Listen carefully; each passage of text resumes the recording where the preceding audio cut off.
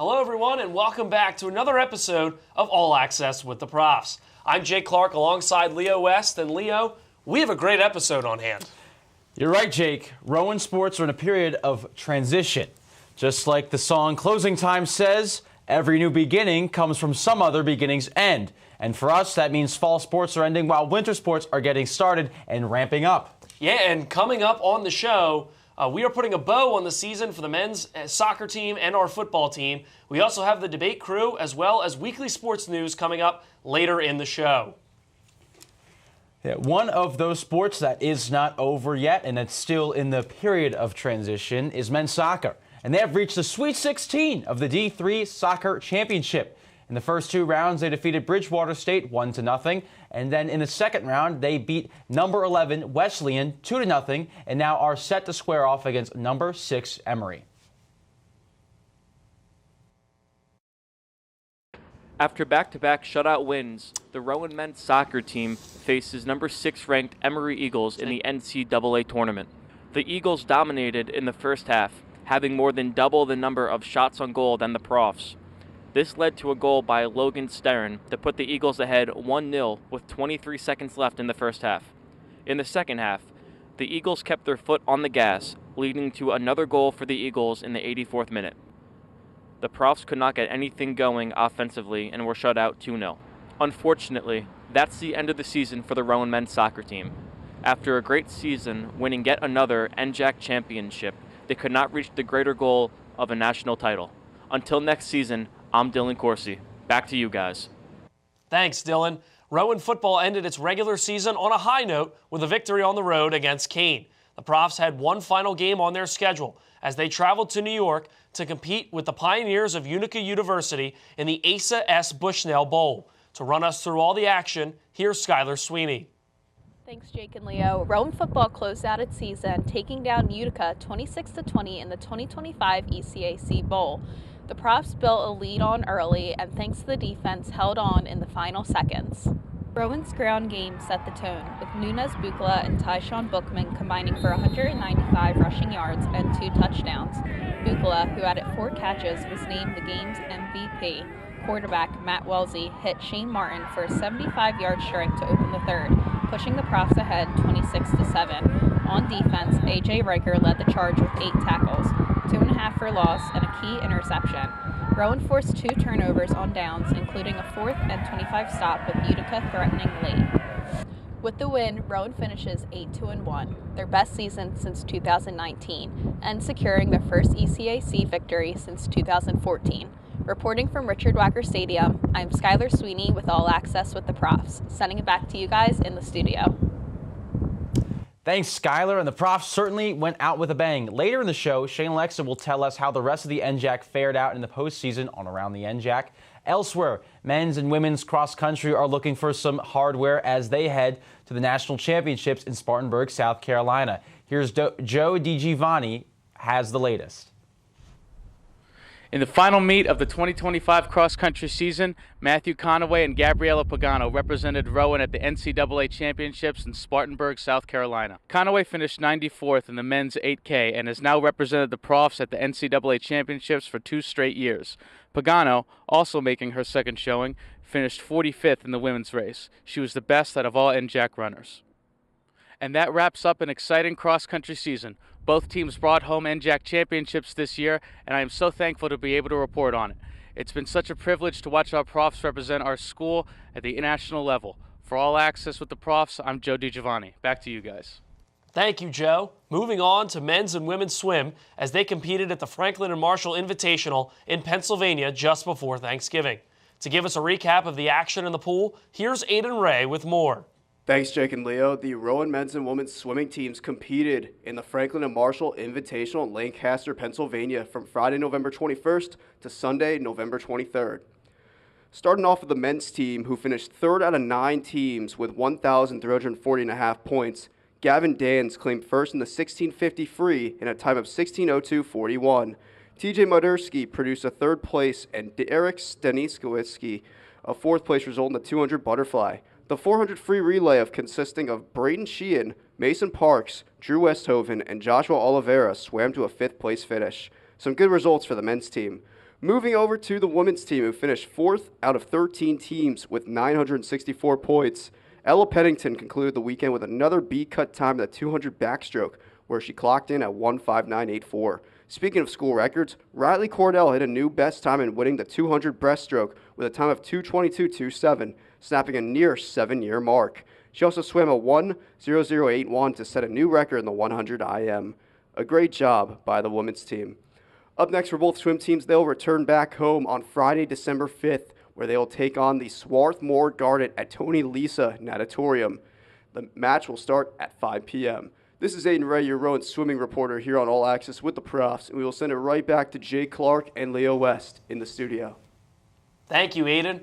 Just like that, the 2025 fall season for Rowan Athletics has come to a close.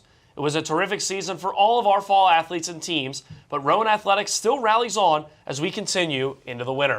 Yes, and Jacob Michaud will take a deep dive into the historic fall season for Rowan later on in Michaud's Magic Minute. But while the fall season has ended, Rowan winter sports have just begun, like we mentioned earlier, and we will take a closer look at Rowan's winter sports when we come back on All Access with the Profs.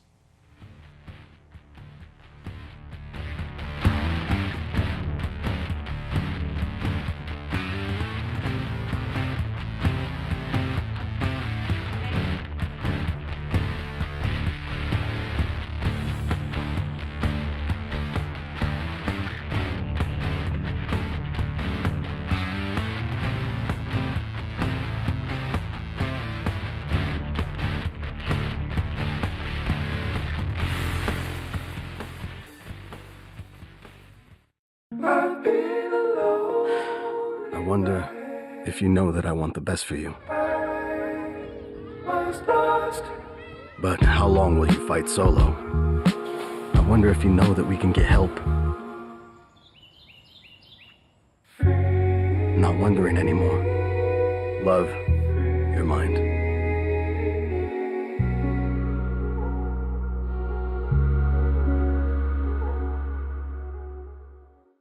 Whether it's our stories, the warmth of our laugh, or our family's secret sauce, we all bring something different to the table.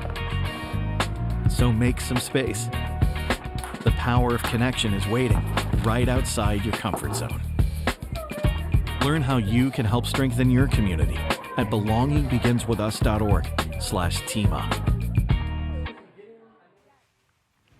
We are here on the back half of All Access with the Profs. I am Ian Harper, and now that Thanksgiving break is over, it is time to once again look ahead at Rowan Athletics contests lined up for this week. It is an all-around lighter week for the Profs, with just 6 total events on the weekly slate as we grind towards the winter season and towards the holidays.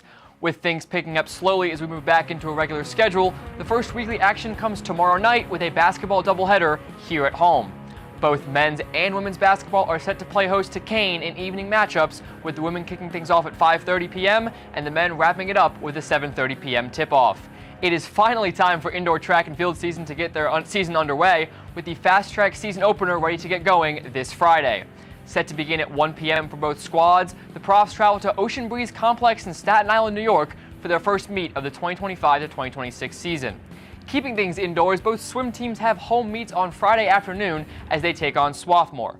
The meet will take place at Rowan's own Tony Lisa Natatorium with a 5 p.m. start time. Saturday will take us home for the week with both basketball teams doing the same.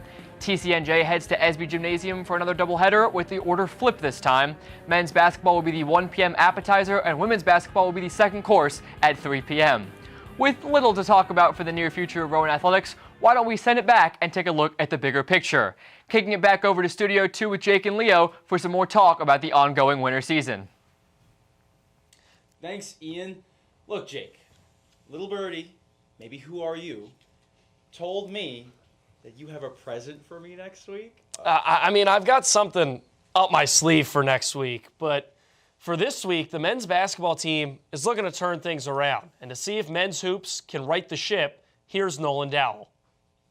Thanks, guys. Men's basketball has played 3 games in the past 2 weeks and unfortunately has dropped all 3 of them. In their home opener on November 18th against Johns Hopkins, the Profs would fall to 0-4 with a final of 79-73 despite Khalil Baker putting up 19 points in 22 minutes. Just 2 days later, on the 20th, the Profs would head over to Delaware Valley and drop another game, 100-93. Taz Canty would score a season-high 24 points, but it wouldn't be enough to help them pick up the win. Finally, the last game the Profs played was a week ago today, on the road against number 14-ranked Montclair State. The Profs were led by Bryson Williams and his 21 points, but the Redhawks would prevail, 100-86. The Profs are off to a rough start to the season with an 0-1 record in the NJAC and an 0-6 record overall. From SB Gymnasium, I'm Nolan Dow for All Access with the Profs. Back to you guys in the studio. Thanks, Nolan. Women's basketball is off to a good start. And to see if they can keep the ball rolling, here is Brett Gardner. Thanks, guys. Last week on Tuesday, the women's basketball team went on the road to take on the Montclair State Redhawks. The Profs were defeated by the Redhawks, 64-57. After leading for the majority of the game, including a 39-29 lead with 2:41 left in the third quarter, the Redhawks battled back to take the win. Abigail Jasmine and Jess McLaughlin led the team in scoring with 9 points each, with Natalia Barrera and Haley Selmer each adding 8 points. Although the Profs had one of their best games of the season shooting-wise, it was not enough to hold off the Redhawks offense as they took to the lead with 4:49 left in the fourth quarter and never gave it back. That was the Profs' first NJAC opponent of the season. They fall to 3-2 and look to get back into the win column next week. Reporting from SB Gymnasium, I'm Brett Gardner from All Access with the Profs. Back to you guys in the studio. Thank you, Brett. Welcome back to the debate segment. I'm your host, Sam Prince, and alongside me today is Greg Mazzo, Keegan Thompson, and Jarosman Drosleo. And guys, it's the usual crew. Last week, Keegan Thompson got his first victory in the debate, so congratulations, Prez. Thank you. Clap Thank it up, you. clap it up. But Deserved guys, win, I think. We're now here to talk about some women's basketball. The Rowan women's basketball team has a record of 3-2.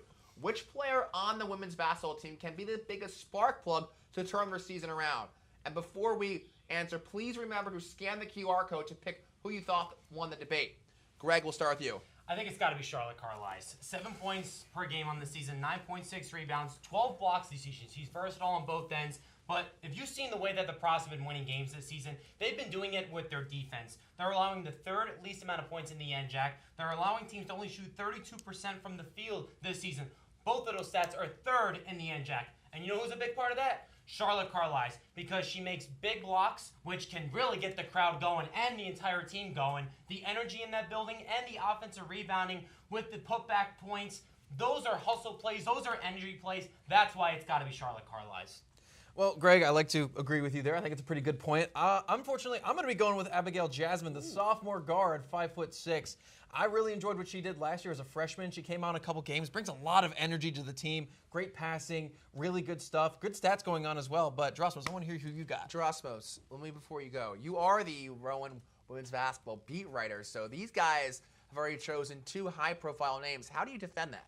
Well, first off, they have every right to say those 2 names. They're phenomenal players, but you mentioned defense. You mentioned Abigail Jasmine's offense. Those 2 things, they remind me of Natalia Barrera. Yes, the transfer student coming in hot for the Rowan women's basketball team. She's had a phenomenal start. Believe it or not, second on the team in steals and blocks, a defensive menace off of the bench. She averages the most minutes off the bench with 18.8 a game. So she's been a really key piece to this team. And for a women's basketball team that I feel like has still yet to find their footing when it comes to field goal percentage, well, Natalia Barrera, she comes off the bench, and she's efficient.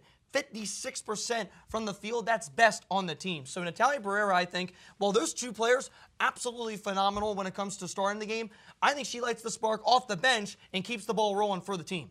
Well, personally speaking, Jasmine, she passes the eye test for me. I know that's your thing, Greg, but I'm stealing it this week. Jasmine, and I enjoyed watching her play last year. The team seems comfortable with her. And, you know, transfer students coming in and being a good, effective part of the team is nothing new to the Rowan Profs. I mean, the men's soccer team had a lot of transfers come in and do a very good job. They went all the way to the national championship tournament. That said, Abigail Jasmine, she's been on the team like last year. As a freshman, she played in all 25 games. She started in 2 of them, and she averaged 4.7 points. Not bad for a bench player. Now, you want to talk about this year, she's played and started in all 5 games, and she's averaging over 10 points most on the team. So offensively, she's great. She enables the rest of her team to do really well, Greg. All right, Greg, you have the last point before we close this out. All right, last point is when you watch the way that Rowan plays, they sometimes run this offense through Charlotte Carlisle, and she's a senior leader as well. So don't you think that as a leader that she's going to get everybody playing hard on this team? I would actually think so. The defense has to be for Charlotte Carlisle. I mean, we talk about how good she can be defensively, but also offensively as well. You take her off the floor, where are you replacing her size? Natalia Barrera. I think she's not 6'3" and she had got so a wide much defensively. No, I disagree. You take Charlotte Carlisle off that team, that's what's going to force dribble drives to the paint more often with the guards because they're not going to be scared to go into that paint with Natalia Barrera rather than Charlotte Carlisle. The big thing you're getting at here is that there's no defensive option besides Charlotte Carlisle. I'm not saying but that. I think Natalia Barrera helps fill that void off the bench. Guys, I would love to argue, but unfortunately we don't have a lot of time left. We have to finish the show, guys. But thank you guys for all your analysis. Please scan the QR code to vote on who won the debate. If you want more news for Around the NJAC, then Shane Alexa has you covered. Welcome back to another week of Around the NJAC. My name is Shane Alexa. Although football season is over for Rowan and the NJAC, Salisbury and Christopher Newport made the NCAA Division III tournament. Salisbury is still fighting in the tournament as they beat number 15 ranked Endicott in the second round. They will now head to Johns Hopkins in the third round. Looking to women's basketball, there are multiple teams in action tomorrow night. Montclair State will face off against William Patterson, while NJCU will go against Rutgers Newark. TCNJ and Stockton will also be in action. William Patterson leads the NJAC with a 5-0 record, but Montclair State and Stockton are right on their tails. Turning to the men's side of things, there are multiple teams in action Wednesday night. Those same teams that were playing on the women's side of things will be playing for the men's side. Montclair State leads the NJAC for men's basketball with a 5-0 record.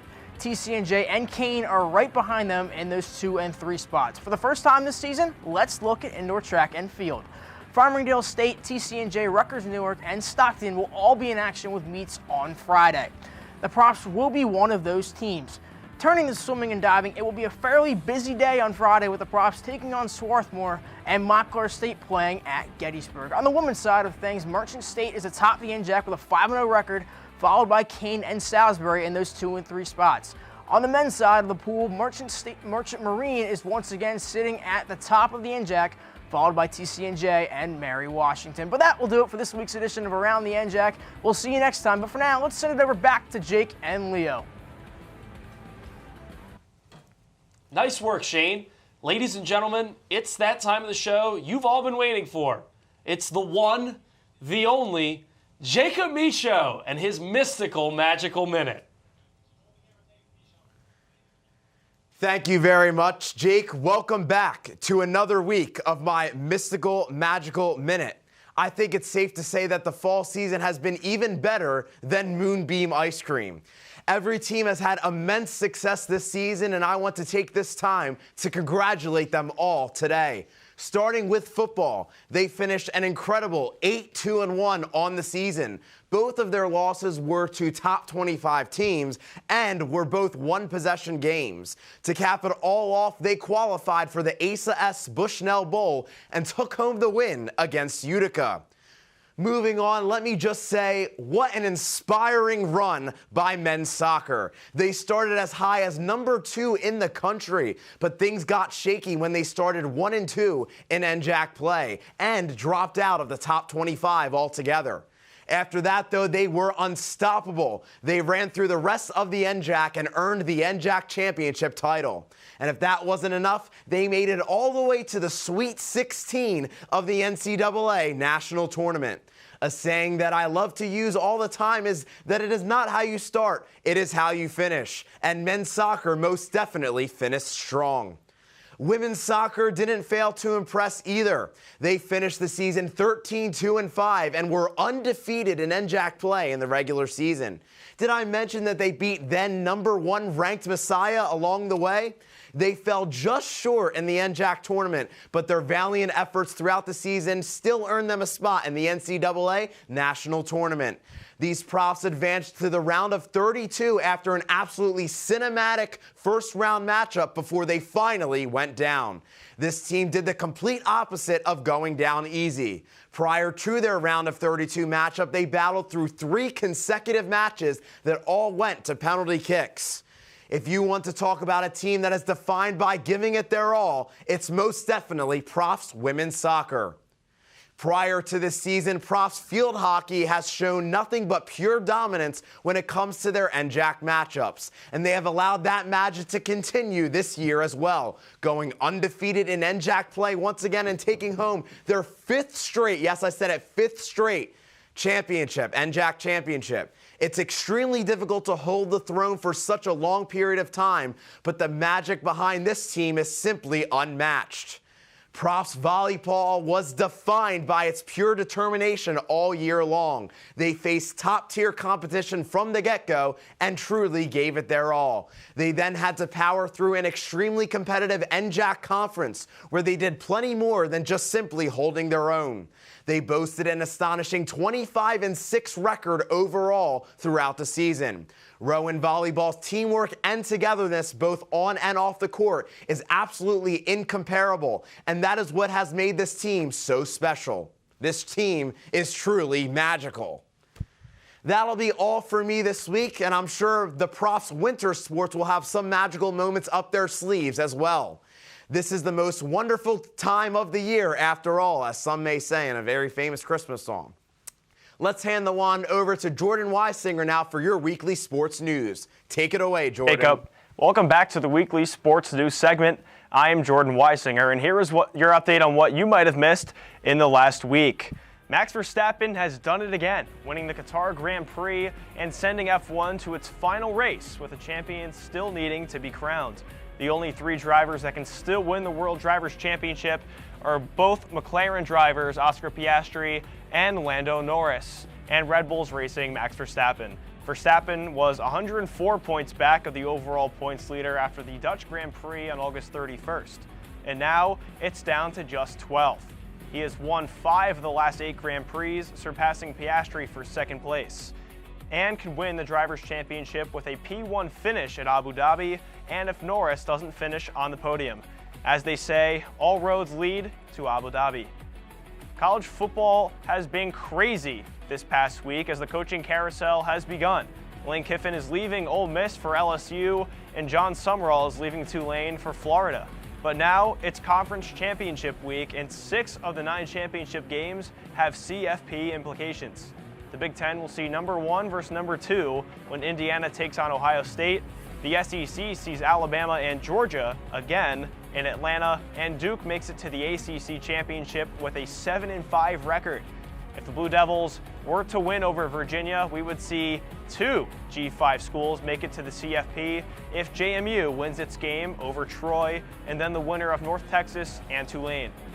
And now the NBA Cup is into the knockout round as the 4 teams per conference have been decided. In the West, the Thunder, Lakers, and Spurs won their groups, with the Suns finishing as the best runner-up.